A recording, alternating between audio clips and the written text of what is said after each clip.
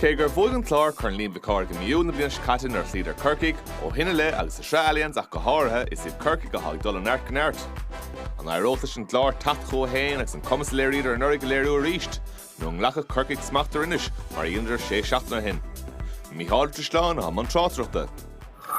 Seaslú mór ballisteachtaí inis an son Seán Óna agus sin ag súil go mór leis an céad bhabhta de Craobh Iomána an na mún an Kenton Ibrahid Tríd agus ag a deir dachtaí an dáhéamh se le bhócant.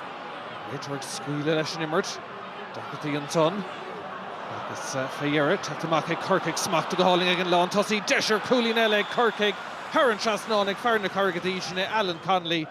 Se tús maith ag Corcaigh be siad brásástat ar nó an dáhéamh tachtasteach.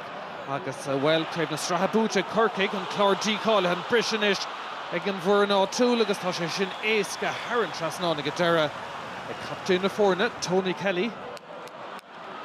Dáhéamh ag socrú an sa gcónaí barchaí híosóg an Kenton Ibrahid Tríd agus brúanis ar an Clár.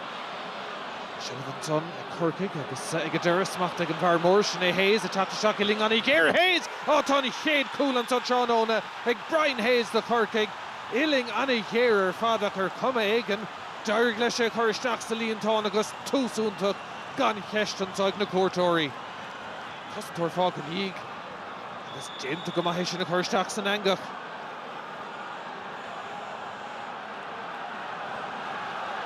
Leis brú ar an Clár, scór na lua go leor céilte ag churtha ile éiring an sa Somália ar a bhód dúchais.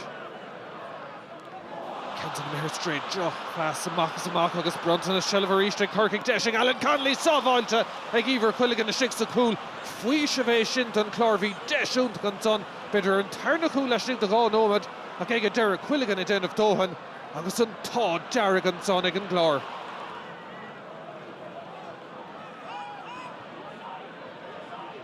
Leis Corcaigh go teachtar East ag Pat Ryan brásásta Teachtasteach leis an lús agus an levéil cénas bhí a gona hibredár na gléiceanis na strathir sin Ibrahid Tríd tí Alan Connolly brú a gcónaí ar cosantóirí an Clár bhfuil cailí sin buntáise tugann réitear seasann Brian Hayes agus an tarna cúlaige de Corcaigh.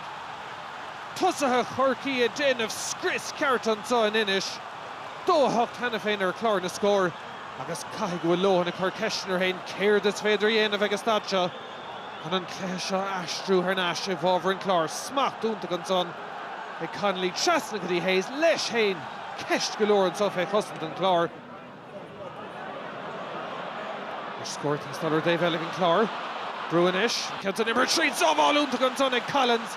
Déantar Dave Ellig Ívar Quilligan. Collins lán ábalt an son don Íric sin ag Duggan agus ag a deire faoi se bheith sin de Corcaigh agus ag a deire cailís meallta agus buile séir. Féicear East deis an son ag ceiristeach i Peter Duggan ach sábháil úntaach ag Collins.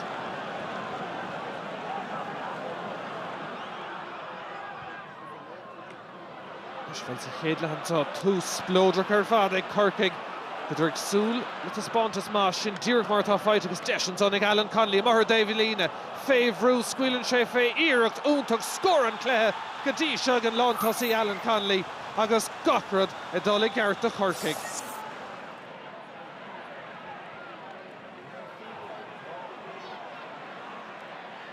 Kenton Ibrahid Tríd scór na luigh tastáil sa tarna le hantá in inis ag an bhur ná túil siad son curtha ile éiring an Kenton smachta ag a deir agus beidir goil deis agus oscailtí trasan sa díon lán tosaí agus críoch na sa líontán ag Aidan McCarthy ag a deire glúiseach de bhd níos fear an son ag tús an dair lethe cíimiid an son smachta trasan an son agus an passageach to Rogers agus ag a deire gan é chuir seach sa lábha déanta go snasta ag McCarthy agus an Clár díag ar ní ag a teachtar náis sa caibhlann seo.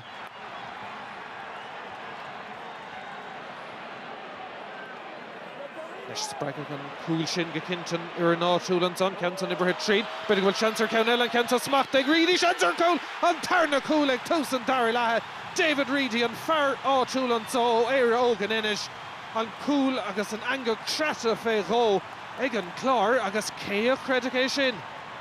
Glúiseach ma, tá cúil anta ach sa láthair seileadh a thart dóibh.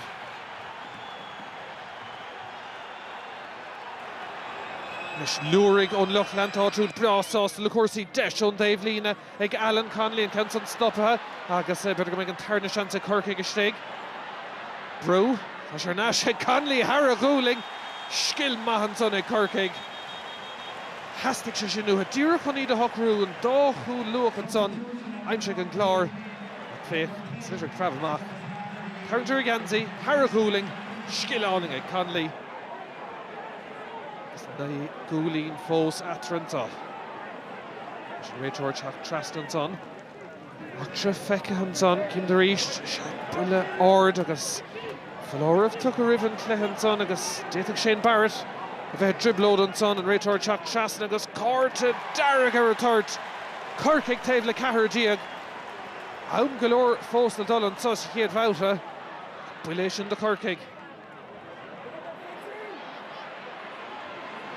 the Dull over and Clare Canton number 3 Benning will chance or Coolella Cooliver 3 and Canton Ishal August Talk Cooliver 3 ag Peter Duggan Kea Credicate Shogan Risha does ein Coolin Atra ag Asha Irie Lazarus and Toig na Clarinig August go more Harnashins and Cleha Duggan le Cooliver 3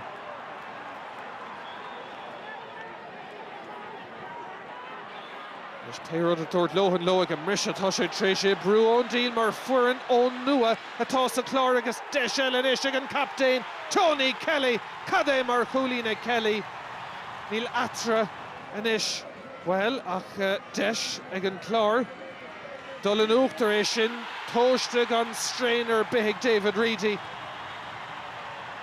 Mirul took a Makasamach and Clare her National Uchter and Son Inish Tam Gaulavakata Shelvin Rudders Talksy and Pass Trassensaw, Shelvin Corcaigh got Brute on Love and Ordig and Rachor, Buile Sair Danig le Chachtan-ish, the Corcaigh Connie the Haval on saw, Law Drama Toolin Inish, Agus Shea Declan Donaldson, a Hogan Council, gone Strainer Bay, Agus na Forna, Eric Ho score reached. Drama Gaderan saw, she had Babhta to Craobh Iomána on the moon on Cummer scale, Grev Corcaigh are solving so. Ach fé Yerin na Buaicphointí right on so an Inish. 2 splodrach le Craobh na moon 3 a fé Hénig an Clare, 2 a fé Cahar ag Corcaigh.